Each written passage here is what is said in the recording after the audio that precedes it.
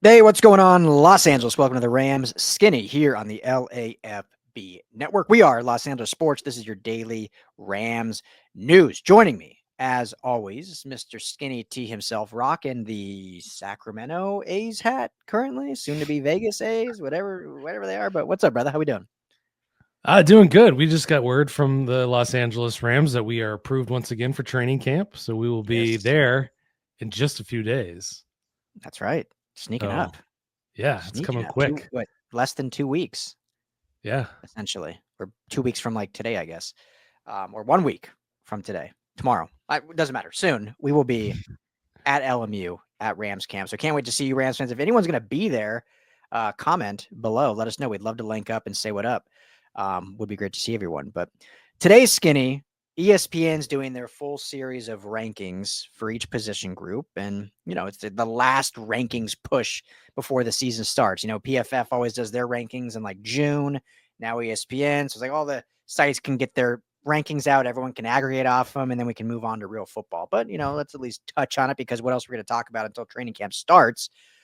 And we're starting, I think this was actually their first position set, if I'm not mistaken, that came out a little under a week ago. And that was the edge position where one Jedrick, I don't know if his real name's Jedrick, but Jared Verse comes in at number 10 on the rankings. And for those that don't know, these rankings were done by executives, coaches, scouts. So it wasn't necessarily ESPN making these rankings. It was, talking with high ranking officials, league circles, as we like to say here on the program, around the league.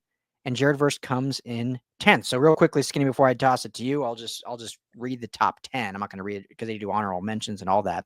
But Myles Garrett at 1, TJ Watt 2, Micah Parsons 3, Max Crosby 4, Nick Bosa 5, Trey Hendrickson 6, Aiden Hutchinson 7, Will Anderson Jr. 8, Danielle Hunter at 9, and Jared Verse at 10. I mean, that's pretty good company for the second-year player to be in. Your thoughts? Too high, too low? What are your thoughts on his 10th overall ranking?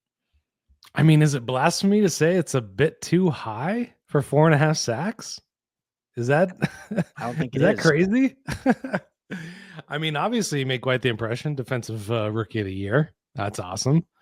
You love to see it. You'd love to see him in the same company of the people that we were kind of demanding that the Rams trade for. Danielle Hunter, one spot ahead of him.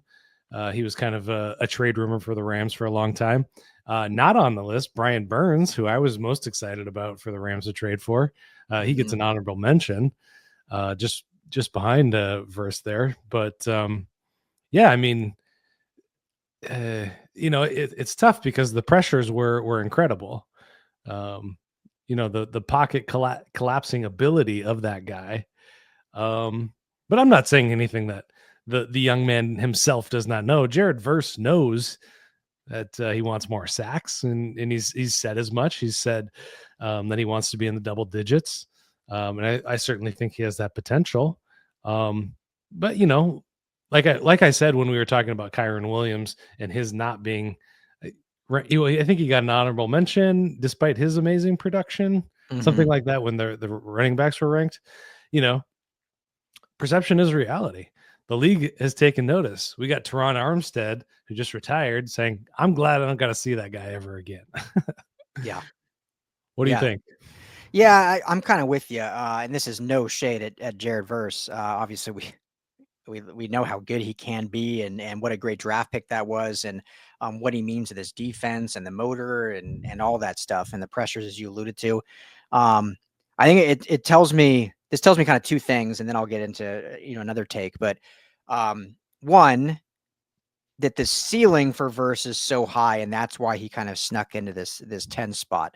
I think, what people say is like, dude, this guy is just the raw power that he displays. If he can control that power and translate it to higher production, like this is a double digit, maybe even pushing 20 sack kind of guy when you look at the pressure. So I think there's a ceiling projection there. It also tells me, and we can even, I'll read the honorable mention and whatnot, but after those top 9, there is a substantial drop off in terms of elite edge rushers in the NFL. Because all those 9 we read are like, dude, this is like this is the who's who. Those are the guys that are the all pro. I mean, there's only, 2 all pros, but those are the guys that are always in contention for those awards. And then after the top 10, you mentioned Brian Burns. I personally think Nick Bonito of the Broncos should have been in the top 10. I mean, he was like a baller last year, had much higher production, had interceptions, did everything. Jonathan Greenard of Minnesota, another good name. George Karlaftis, another young name. And then after that, it's like, Montez Sweat, Greg Rousseau, obviously Khalil Mack, who, can still put it up there, but obviously getting up there in age. Rashawn Gary, Chop Robinson, Trevon Walker, like no one that you're like, okay. So when you see that, you're like, okay, yeah, I could see Verse being above that based on ceiling and there's just a drop off. Now, the curious thing, Skinny, and I'm really curious your take on this because we haven't really talked about it. Jared Verse, Rookie of the Year, gets a ton of credit, rightfully so. But in terms of production, like the best Rams pass rusher has been Byron Young. 8 sacks his rookie year, 7.5 sacks last year. Coming off his rookie year, ton of excitement. He almost equaled the same production last year. Yet no one's talking about Byron Young. Obviously, not even in this list at all. Not even honorable mention, not even receiving any votes. And here's a dude that has over 15 and a half sacks in 2 years, and doubled the output of Jared Verse did his rookie year. So is it surprising that Byron Young is not getting a little more love, or is it just kind of we fall in love with like the idea of someone being great more so than actually someone producing? Yeah, no, it's a great point. And I think about, Byron Young quite often when thinking about like the future of the team and what decisions they're going to make in the next couple of years about, whose contracts are going to get handed out, who's going to get,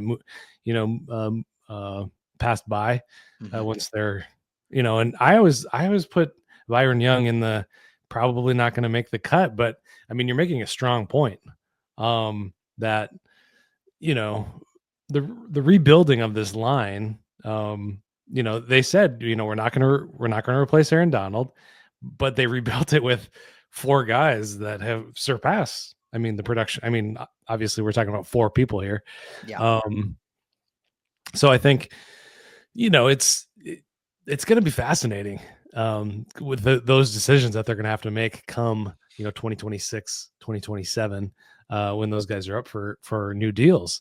And yeah, I mean, I think this year is going to be super telling. Who's going to stay healthy, who's not going to stay healthy, who's going to rise to the occasion. And can Jared Verse, with that governor put on him, get as many pressures? And what does that mean for the rest of the line, including Byron Young?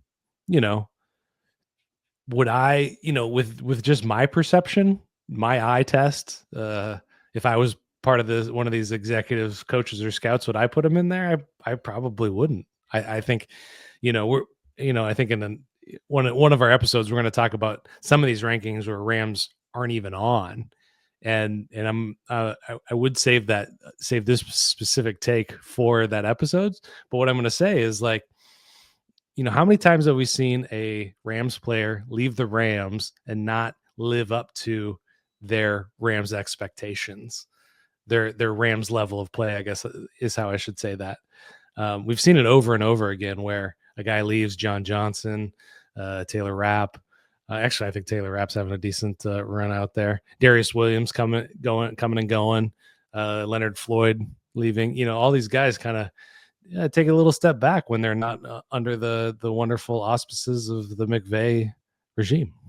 Yeah, absolutely. And so I would agree with you. And that's not trying to throw any shade at all at Jared Verse or Rams fans. Don't come with the pitchforks. But it's just, we need to see more, or I would need to see a little bit more of the production. Because again, I mentioned a guy like Nick Bonito. Dude had 13 and a half sacks last year, 2 forced fumbles and a pick. And he's only a year older than Jared Verse. It's not like he's some like older guy that's had a fluke year. Like he's entering his 3rd or 4th season. He's 25 years old. So it's a bit surprising to me that executives are like, hey, here's a guy with almost 10 more sacks almost and getting outranked. Now, again, I think that speaks very highly of Jared Verse and shows the ceiling that he has and just the raw power that he possesses. So, I mean, I love it. We're not upset that he's in the top 10, just, given our subjective kind of reasoning of where we put him. And certainly I think he's one of the upper echelon of pass rushers. But, when you think of elite pass rushers, you think double-digit sacks. And so we'll have to see that this year to keep him in that elite, because projection gets you far in the draft world and in the recruiting world. But once you're actually in the league for multiple years, there's no more projection, it's production. And so we'll have to see that now in year 2, but there's a ton of excitement and certainly the ability to do it. Well, and you look at another guy just a couple spots up from there, Will Anderson, unranked his rookie season. And now he's already up at 8. Yeah. Hey, this is a team the Rams are going to play with Danielle Hunter at 9 and Will Anderson at 8. But the production Will Anderson has had is, pretty exceptional. And I think, pressures are great. It's always good to affect the quarterback, get the ball out faster, knock him around a bit. Those are all good things. But it's really the only thing standing between Jared Verse and being in the conversation in that top tier. The top 5 guys I would say are locked in there. And that's the only thing. But with that governor on, is he going to play with the same kind of tenacity? Is he going to play smarter? Is he going to be more wily? Is he, these are all still questions I have. And, it's going to be something I'm definitely going to be watching for. One of the really great anecdotes about Sean McVay is Jared Verse was just playing with his hair on fire and taunting guys at training camp last year, getting in people's faces, John, he talks a lot. That's one of the great things about him. McVay had to shut it down. He's like, these guys are your teammates. We don't do that here. Those are direct quotes. Yeah.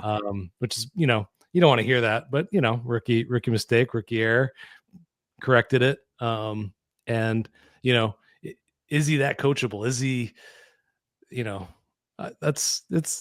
are just questions, Yeah, absolutely. It always fascinates me, and we'll end with this, but it always fascinates me how the different philosophies and styles of college coaching versus pro coaching.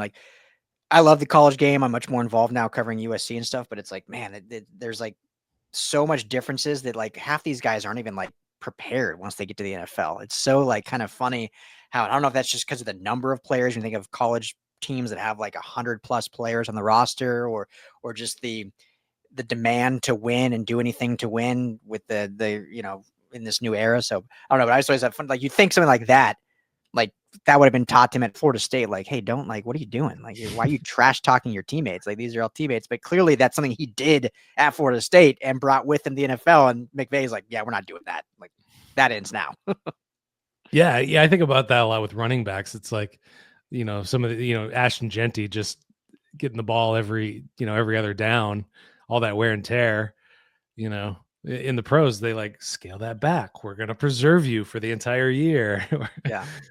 Yeah. Cause I'm curious if that'll change in college now with rev share, now that obviously the NIL has been around, but that money was coming from boosters and NIL and stuff. Now that it's purely on top of that, now that with rev share, 20.5 million can come directly from the school. I wonder if they will be all right, we're actually investing $3 million in this player for 3 years. We need to make sure we get 3 years and not 1.5. So we're going to kind of ease it out a little bit. Or if they're hey, we got 3 years, let's just freaking pound this pony and see what we can do in those 3 years kind of thing. So anyway, different conversation. But Jared Verse, top 10, great ranking from ESPN.